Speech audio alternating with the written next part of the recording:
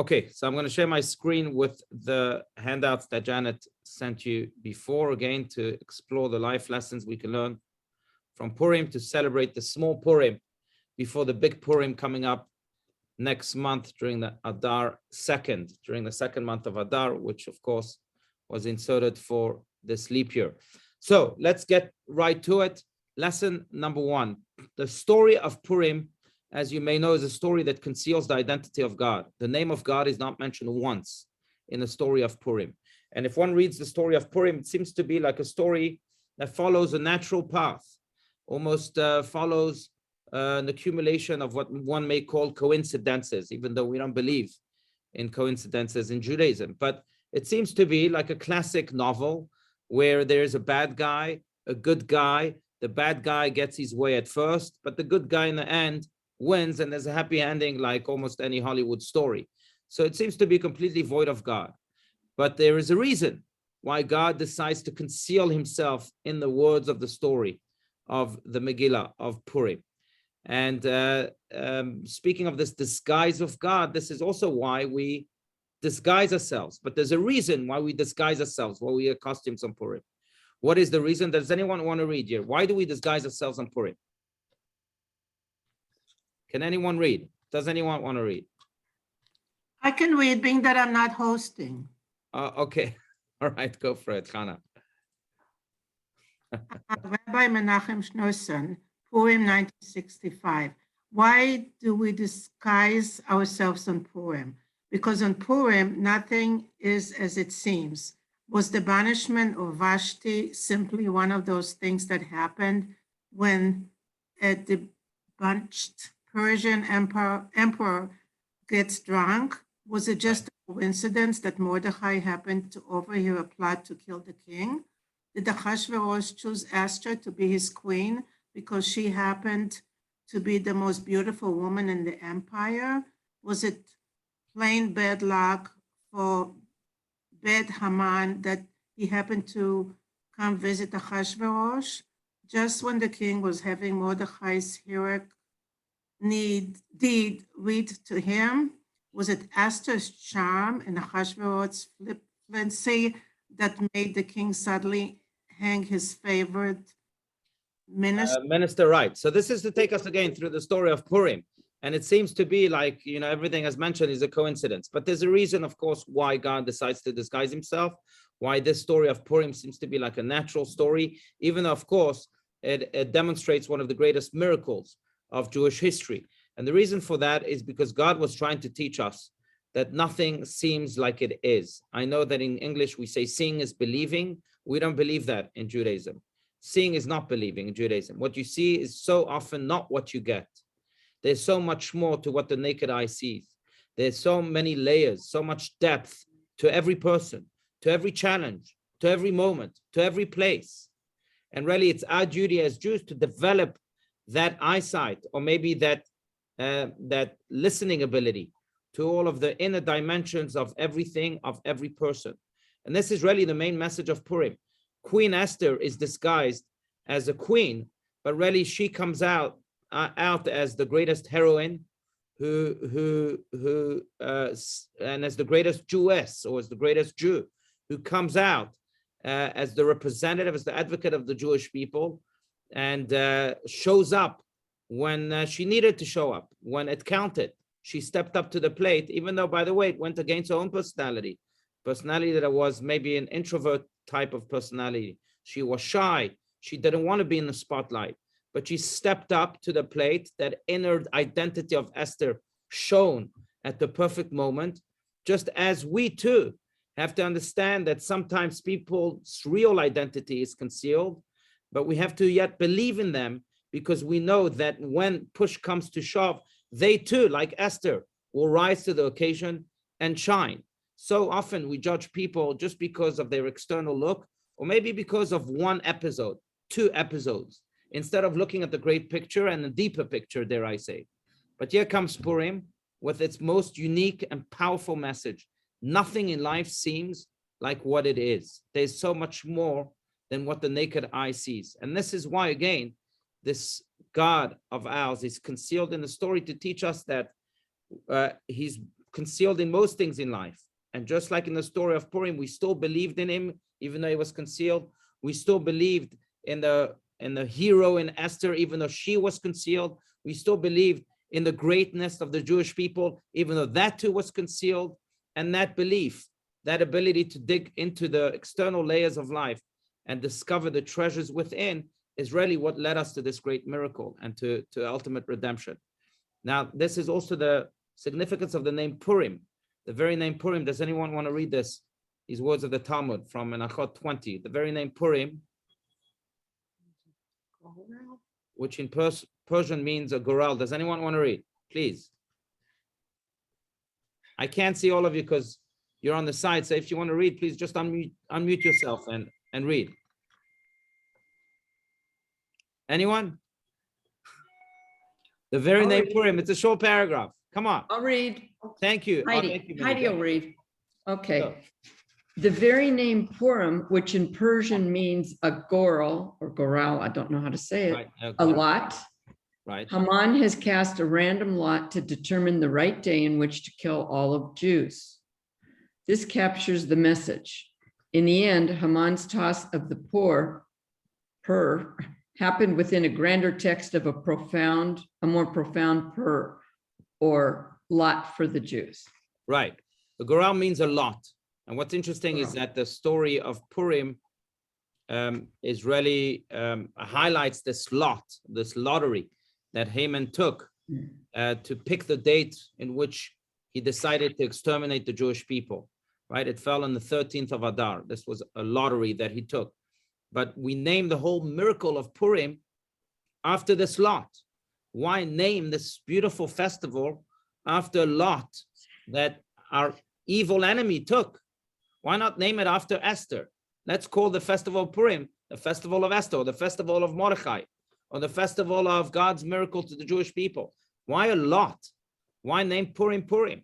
Especially that it connotes this evil enemy, Haman, who wanted to execute the first final solution of Jewish history. Why that? And the answer again goes back to what we said regarding God's disguise in the story of Purim, or Esther's disguise in the story of Purim, and other people's disguise in the story of Purim, because we have to recognize that sometimes, just like in a lot, we can't guess what the end result will be. We can't, because our eyesight is blocked. We don't know what the real calculation behind the lottery is. That's life. We never know really where this challenge that I'm in right now, for example, will take me to. We don't know what the end result will be. We're living in one big lottery. But the ability to stay determined and resilient and to continue to have faith throughout this lottery of life is what creates those miracles ultimately. Just like the ability of the Jewish people to remain faithful to who they were and to remain resilient and persistent during the story of Purim eventually determined their miracle, the miracle that saved Jewish history during their times, or saved Jewish existence during their times. So it really highlights, we call Purim Purim because it highlights really maybe the lesson of life, and that is that we don't always know what the result is, but in a lottery we have faith, and so too in life we have to continue to have faith in that God that may be just momentarily disguised. You know, I'm reminded of the story, I may have shared this, but it's a powerful story about the neighbor of my parents in Jerusalem, lives just a few homes away from them in Ramat Shlomo, Jerusalem.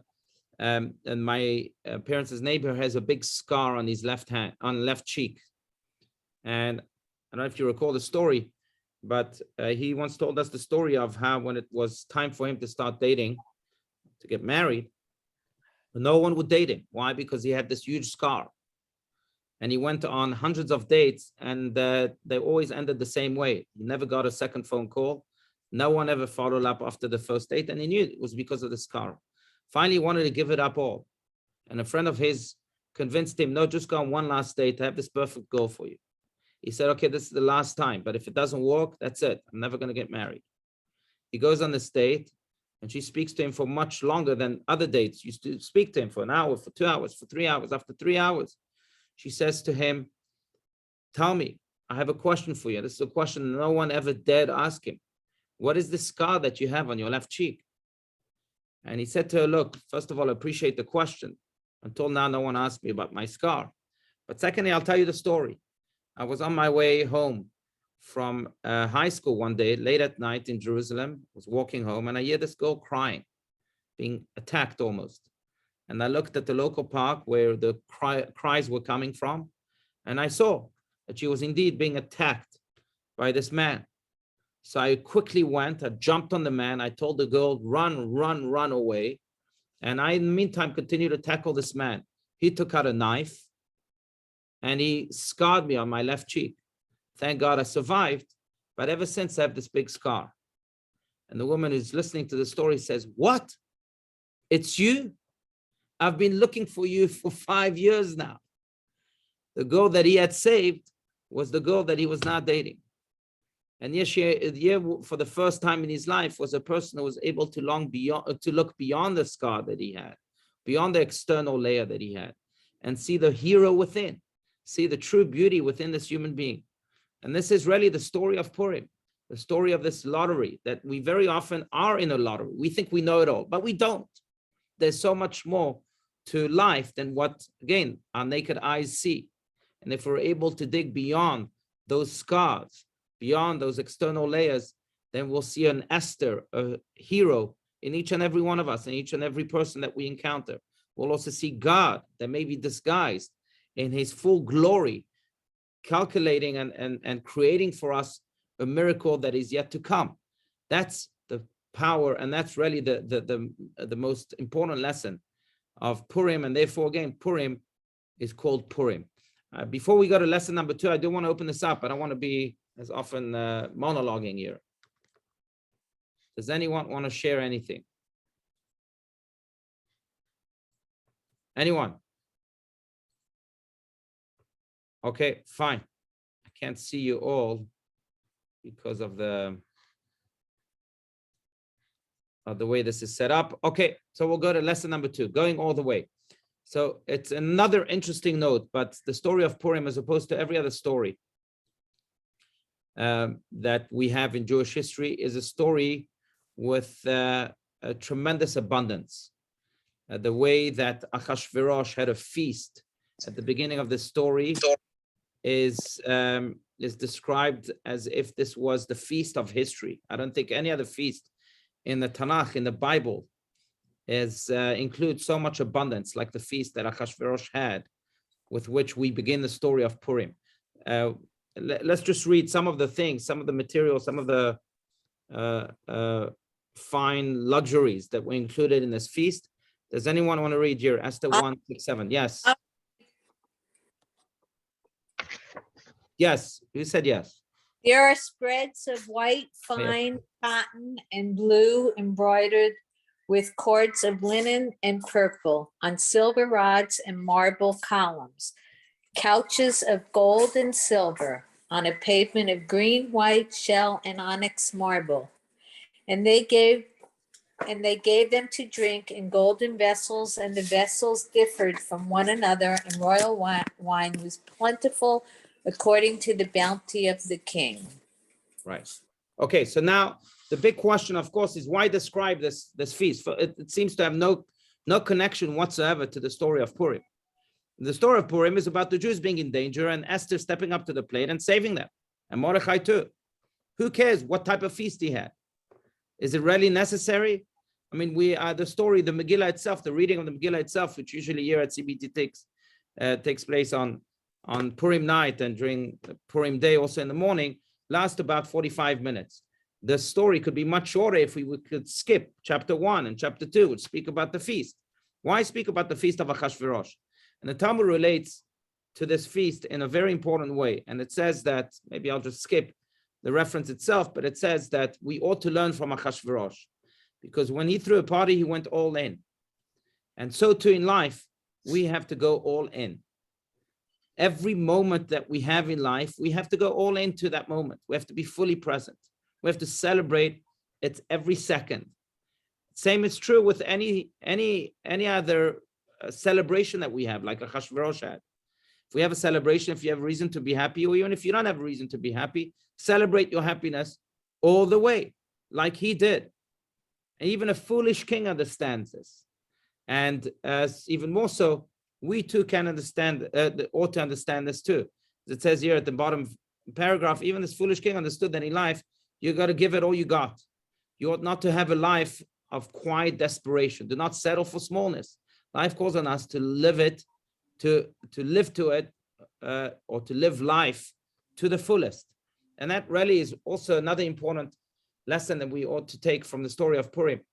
I want to add one thing, and that is that, you know, as you may have followed, yesterday was a big day in Arizona because the moment of silence bill that we've been working on for quite a long time now finally passed its first test. Other tests to come, but it passed in the Education Committee of the House of Representatives, of the Arizona House of Representatives, by a vote of 8-1. And it's an important step for public school education in Arizona. Why so?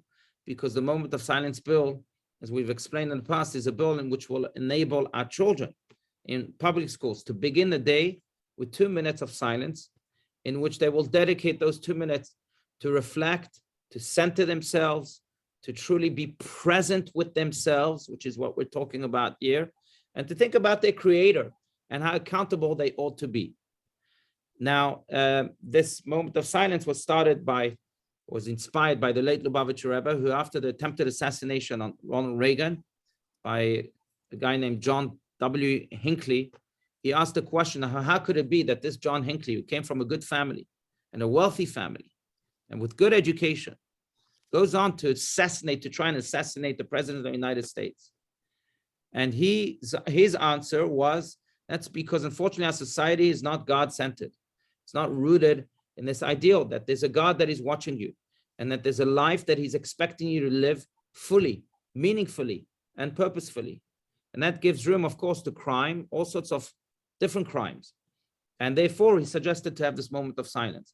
But I'm thinking of this now because, indeed, this is what the Talmud is saying here, that when we live life, we ought to live it fully.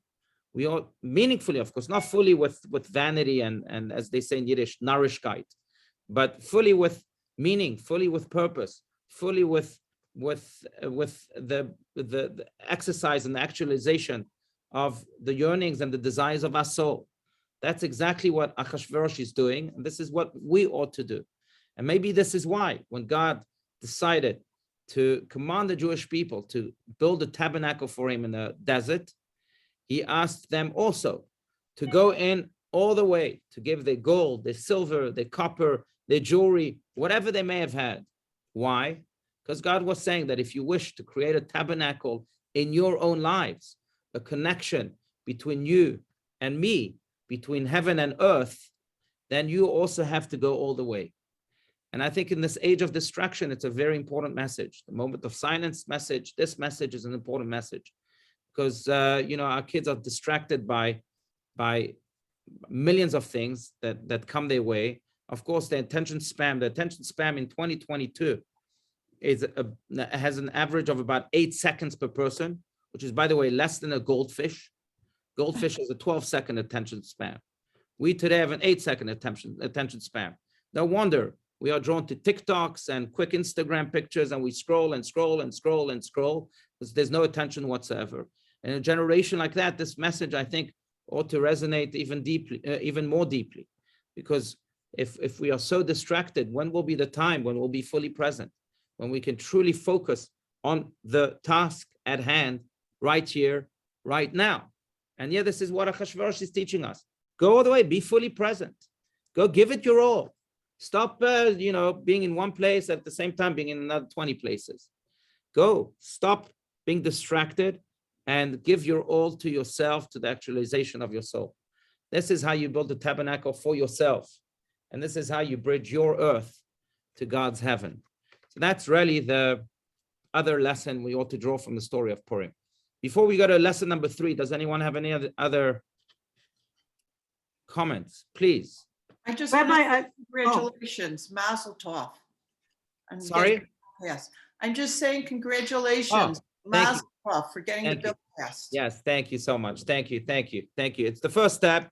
We still have to go through the House floor. This is just a committee, House floor, the ruling committee, which won't be a problem, but then the House floor and then the Senate, and then the governor who is already on board, but the governor has to sign on it also. But thank you.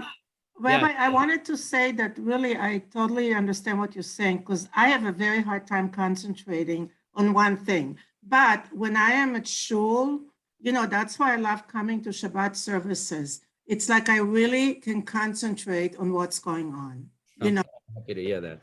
until some people bother me and talk to me. But, I'm serious. I Right. think really that's one of the reasons I totally enjoy going to shul. The Right. other thing, being that I'm talking, could you spend maybe at the end a minute about talking about Yom Kippur and Purim? Because I know there's some kind of a connection and I don't remember what it is. Right. Thank Right. No, absolutely. I think that this lesson, by the way, is very much connected to Purim. Purim is also ability to go inwards and figure out what our mission statement is, our personal mission statement is, right? But yes, there is a connection too, and maybe we'll address it at the end of the class. Yeah. Janet, did you raise your hand? No. I can't see everyone, so feel free to talk and unmute yourself. No, okay. No, I didn't. All right, no problem. Okay, so then let's go to lesson number 3, the final lesson here. And this really takes us back to the story of Purim and to my favorite verse in the entire Tanakh, in the entire Bible. It's a verse that comes from the story of Purim, and it shares with us the great dilemma that Esther faced. Because when Mordecai had heard that Haman wanted to execute the Jewish people, he approached Esther, who was the queen of the palace, and said to her, look, you're our last resort. You're the queen now. You can go to the king and have him annul this decree. But Esther hesitates, because Esther said to Mordecai, if I go to the king, he might kill me. No one is allowed to go to the king. Even the queen is not allowed to go to the king whenever she wants. You have to have special invitation. I don't have that special invitation. And anyone who goes without a special invitation is sentenced to death. So I'm risking my own life here. And then Mordecai says to Esther as follows. I'm going to skip the first few verses here. And we can go ahead. And Mordecai ordered to reply to Esther. Do not imagine to yourself that you will escape in the king's house from among all the Jews. And this is again my favorite verse right here. For if you remain silent at this time, A, relief and rescue will arise for the Jews from elsewhere, and you or your father's household will perish. B, and who knows whether it was not for this moment that you attained the kingdom. 2 points here. Relief and rescue will come for the Jewish people. I'm just asking you, Esther, to be the channel for that relief and rescue. You have a great merit in your hands. Go and become that channel. God already decided to rescue the Jewish people, which is very powerful, by the way, because many people say, what would have happened if, say, Theodor Herzl did not exist? Would the state of Israel have come to fruition? Yes, there would have been another Theodor Herzl. This is what this verse is saying, right? What if, who knows? What if Bill Gates and Steve Jobs would have not started the high-tech revolution? There would have been other Bill Gates and Steve Jobs. But this is what this is saying. When God decides to send a blessing to this world, he will send it. He just needs to find a good channel for it. So Mordecai was telling us to be that channel. Otherwise, someone else will come.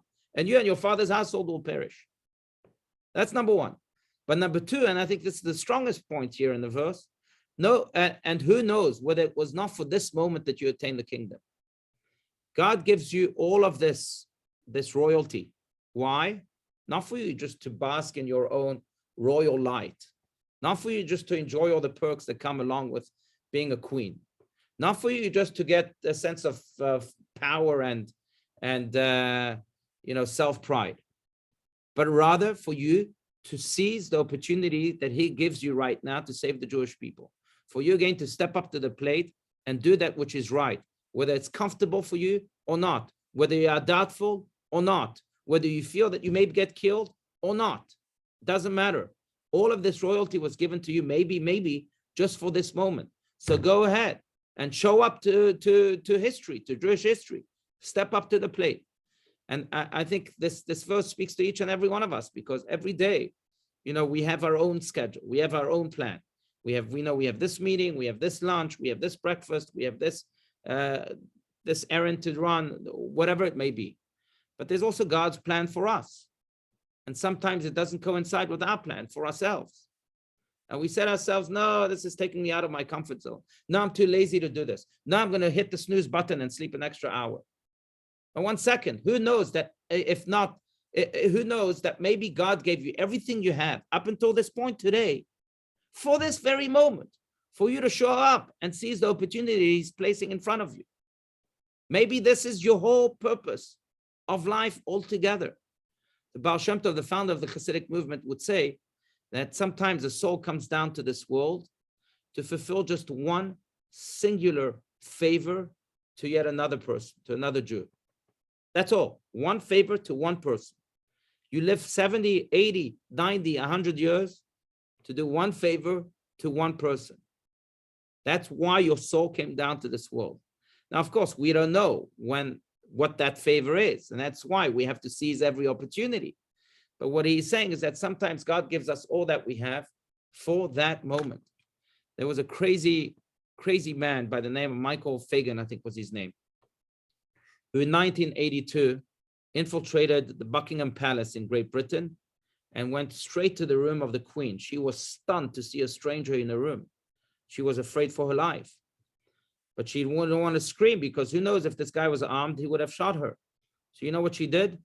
She called the security and said to them, I don't need fire for my cigarettes this morning. I already have fire in my room. Now, she thought that they would understand the hint, but they did not.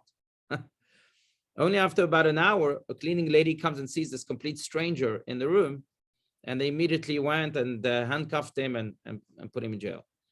Now, the head of the security of the Buckingham Palace was a decorated war hero in Great Britain. He was a man with tremendous achievements, but on that very day, he was fired from his position. Why? You may say, well, the guy was such a respected man. And that's maybe because all of his wars, all of his awards, and all of his achievements were there in order to lead him to that moment in which he had to protect the Queen. And he didn't show up to that moment. So it's not worth any of your impressive resume. If you can't show up when you need to show up, you can have the best resume in the world. It doesn't matter much. This is what Mordechai is telling Esther. And maybe this is what Viktor Frankl, in his Man's Search for Meaning, teaches us also, that ultimately, man should not ask what the meaning of his life is, but rather he must recognize that it is he who is asked. And to life, he can only respond by being responsible. In other words, don't ask what you want from life. Ask what life wants from you. And God has many, many opportunities for us each and every day, whether it's helping someone in a minor way, or whether it could be a, job offer that resonates and asks for many changes in our own lives. But he places those things, those opportunities in front of us. And we have to know that maybe it was for this moment that we attained what we've been attaining in life thus far. Now, if we don't show up again, someone else will get that job. Someone else will help this person. God has already brought down this blessing to the world. He wants you to be a channel. He's giving you the merit, the great privilege to be his channel. If you don't show up, you'll find someone else. By the way, this maybe explains why it's fascinating, but in science, many inventions occurred at the very same time by two different people, sometimes three different people, unbeknownst to each other. So the calculus was conceptualized in the 17th century by two separate scientists who had never met one another. Sir Isaac Newton from Great Britain and Gottfried W. Leibniz from Germany. They conceptualized the calculus. At least 9 unassociated, that's the key word, innovators from several countries worldwide invented the telescope. Again, they didn't know each other.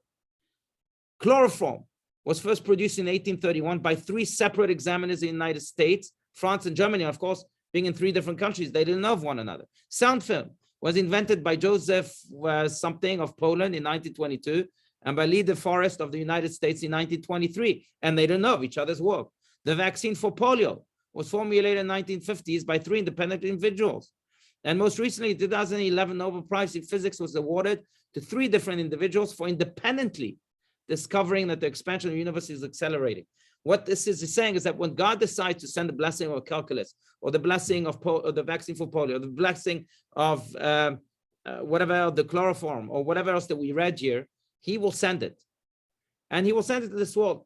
It will be up to the people showing up to reap that fruit that God is sending down to this world, or not.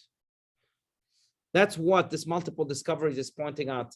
And this is what Mordechai taught Esther during the story of Purim. So again, it shouts this life lesson that we too have to show up to life. And the way we show up to life is not just by asking what we want from life, but it's asking about what life wants from us. And dare I say that at the end of the day, at the end of our lives, we won't be remembered by what we wanted from life, but we'll be remembered by the way we were able to heed the call of what life wanted from us. Every time we showed up for someone else, every time we seized an opportunity to do good in the world, even though it went against our comfort zone, every time we went out and reached out to someone else, even though, again, maybe that someone else we thought didn't deserve it, or that someone else we weren't in good terms with. Every time we did those things and responded to life, this will be recorded and inscribed in our legacy for generations to come, because that indeed is what life is all about. Esther is recorded as a heroine of Jewish history for all generations to come, because against her personality, she showed up when God wanted her to show up. And so too, we can be recorded for all of Jewish history to come if we can show up when God wants us to show up each and every day. Because who knows whether it was not for this moment that we attained or that we have attained.